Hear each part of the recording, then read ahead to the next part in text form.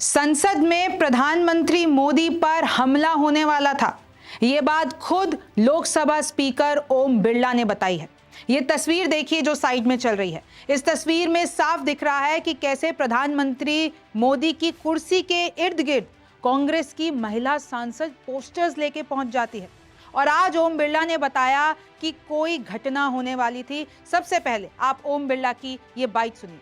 मेरे पास पुख्ता ऐसी जानकारी आई कि कांग्रेस पार्टी के कई सदस्य माननीय प्रधानमंत्री जी के आसन पर पहुंचकर कोई भी अप्रत्याशित घटना कर सकते थे। ये दृश्य मैंने सदन में देखा भी सही। अगर ये घटना हो जाती तो ये अत्यंत अप्रिय दृश्य देश के लोकतांत्रिक परंपराओं को तार तार कर देता। इसको टालने के लिए मैंने माननीय प्रधानमंत्री से आग्रह किया कि उन्हें सदन में नहीं आना चाहिए और सदन के सभापति होने के नाते मेरी जिम्मेदारी बनती थी कि सदन की उच्च परंपराओं गरिमाओं को अक्षुण्ण बनाए रखें। सदन के नेता सदन में न बोले, ये सभा के लिए किसी प्रकार के लिए उचित नहीं है। सदन के नेता ने उपस्थित न रहकर मेरे आग्रह को मानकर सदन को अप्रिय दृश्य से बचाया। मैं माननीय प्रधानमंत्री जी को इसके लिए आभार व्यक्त करता हूं कि उन्होंने मेरे सुझाव को माना। नमस्ते, मेरा नाम रिमझिम जेठानी है और आप मेरा शो 5 मिनट में समझिए देख रहे हैं। अब मैं आपको बताती हूं कि कांग्रेस की प्लानिंग क्या थी। तो ओम बिरला ने बताया कि एक दिन पहले ही आपको पता है कि कल प्रधानमंत्री मोदी को संसद में बोलना था, जवाब देना था राहुल गांधी की बातों का, लेकिन वो जो सेशन है वो टल गया, संसद चल नहीं पाई। लेकिन ऐसा क्यों हुआ?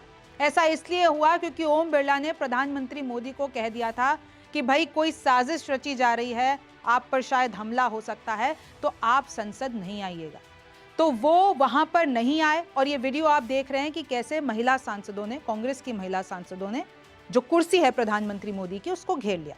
अब थोड़ा सा हम पीछे जाते हैं तो जो खबरें आ रही हैं उसके हिसाब से कांग्रेस ने पहले ही प्लानिंग बना ली थी कि प्रधानमंत्री मोदी को घेरना है और इस बार अपनी महिला सांसदों को आगे करना है। तो उन्होंने अपने चेंबर में ये पूरी योजना बनाई। उसके बाद ये तस्वीरों में दिखा भी कि कैसे उन्होंने प्रधानमंत्री मोदी की कुर्सी को घेर लिया। लेकिन इसके अगर मैं काउंटर में कहती हूं तो बीजेपी ने भी अपनी महिला सांसदों को आगे कर दिया। अब इनफैक्ट मनोज तिवारी और कंगना रनौत ने भी ये कह दिया कि प्रधानमंत्री मोदी पर हमला होने वाला था। जरा उनकी बात सुनिए। माननीय संध्या जी हैं जो चेयर पे बैठी थी, उन्होंने एक बहुत बड़ा बखेड़ा होने से बचा लिया। आप पहली बार देखे होंगे कि बेल से ऊपर आके सत्ता पक्ष की तरफ और प्री प्लान्ड महिलाओं को आगे रख के विपक्ष ने ये कुकृत्य किया और वो पूरी तरह से था लड़ाई मार झगड़े की। लेकिन हमें लड़ाई मार झगड़ा नहीं करना है। हम तो देश को दिखा रहे हैं कि लगातार जो चुनाव हारती हुई कांग्रेस और उसकी एलाइज है वो किस प्रकार से विक्षिप्तता की स्थिति में है। हमने आज तक नहीं देखा था, जहां प्रधानमंत्री जी बैठते हैं उसके भी 3-4 चेयर ऊपर जा करके महिलाओं का झुंड आगे, फिर पीछे पीछे सभी पुरुष। आप गुणगान तो नहीं होने देंगे, हमें पता है, लेकिन आप प्रधानमंत्री जी तक को नहीं बोलने देंगे और उसके लिए आप मारपीट और अव्यवस्था करने तक आएंगे। ये देश देख रहा है और देश इसका जवाब कांग्रेस और उसके एलाइज से मांगेगा। जी, उन्होंने पूरा घेर लिया था पूरा रास्ता और उन्होंने जो है अध्यक्ष जी पर भी अटैक किया और इसकी भी पूरी ये मतलब उन्होंने व्यवस्था की थी कि कल पीएम जी पे अटैक करना है। तो उसके करके जो है हम लोगों ने उनको हटाने की भी कोशिश की, लेकिन सारी महिलाएं जो हैं जहां पे वो बैठते हैं वहां पे आके इकट्ठी हो गई थी और ये I think it was a good decision कि कल पीएम जी नहीं स्पीच दे सके। पहली बार ऐसा देखने को मिला कि जो मोशन ऑफ थैंक्स है वो प्रधानमंत्री मोदी की स्पीच के ही बिना पास हो गया। यानी कि आप देख रहे हैं। और इस पर ओम बिरला ने ये कहा कि ये अभी तक की सबसे निंदनीय घटना है। आपको पता है कि राहुल गांधी एक बुक लेकर आ गए जनरल नरवणे की, उन्होंने एक आर्टिकल पढ़ना चाहा लेकिन बीजेपी ने बोलने नहीं दिया। उन्होंने कहा कि ये बुक पब्लिश नहीं है तो आप नहीं बोल सकते हो। उससे कांग्रेस नाराज थी तो अब पोस्टर लेकर आए थे ये लोग, एक तरफ एप्स्टीन का, एक तरफ प्रधानमंत्री मोदी का, एक तरफ जनरल नरवणे की उस बुक का। जरा ये तस्वीरें देखिए।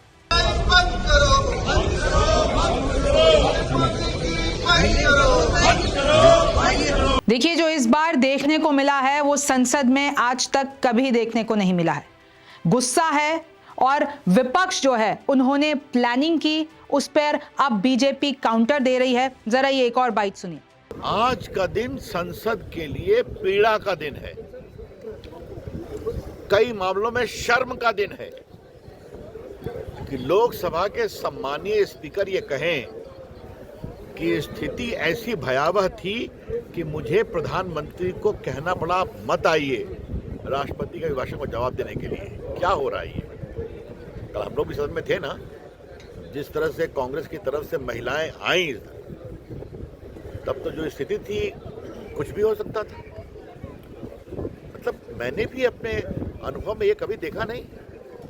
और ये जो बात की जा रही है, जो स्पीकर साहब के चेंबर में हुआ, हमेशा एक बात का ध्यान रखिए, स्पीकर साहब का जो चेंबर है वो सदन का पार्ट है, सारी बैठकें होती हैं, निर्णय होती हैं, और वहाँ पर जो उनके साथ किया गया, तो मैं ओम बिरला जी को बहुत दिनों से जानता हूँ, सामान्यतः इस तरह की पीड़ा का प्रकटीकरण वो नहीं करते हैं कि आज़ादी के इतिहास में आज तक संसद का ये मर्यादा विहीन आचरण नहीं रहा है।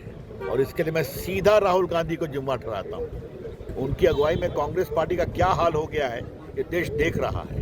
नहीं, प्रधानमंत्री बोल नहीं पाए, नेता प्रतिपक्ष नहीं बोल पाए। प्रधानमंत्री तभी बोलेंगे जब नेता प्रतिपक्ष बोलेंगे। अगर नेता प्रतिपक्ष नहीं बोल सकते तो डिबेट का क्या मायने है? प्रधानमंत्री तो जवाब का डिबेट का जवाब देते हैं ना। तो शुरुआत तो नेता प्रतिपक्ष करते हैं। जब डिबेट ही नहीं हुआ तो प्रधानमंत्री क्या सवाल देंगे? हालांकि हम जानते हैं कि प्रधानमंत्री चुनावी भाषण करेंगे, हमेशा 11 साल से वही करते आ रहे हैं। कांग्रेस का बदनाम करेंगे, पंडित नेहरू का बदनाम करेंगे, कांग्रेस नेतृत्व का बदनाम करेंगे, वो सब हम लोग जानते हैं। पर डिबेट औपचारिकता तो है ना। नेता प्रतिपक्ष शुरुआत करते हैं, समाप्त करते हैं, 40 मिनट बोलते हैं। राहुल जी तो 25 मिनट तक बोलते हैं, उनको बोलने ही नहीं दिया गया है 3 दिन से। कल प्रियंका गांधी ने बोला था कि अगर नेता विपक्ष को बोलने नहीं दिया जाएगा तो हम उनको नहीं बोलने देंगे। तो क्या राज्यसभा में भी आपको यही स्टैंड होगा? क्या होता है राज्यसभा में? पर हमने ये किया कि नेता एक ही मुद्दा है आज, और वो मुद्दा है नेता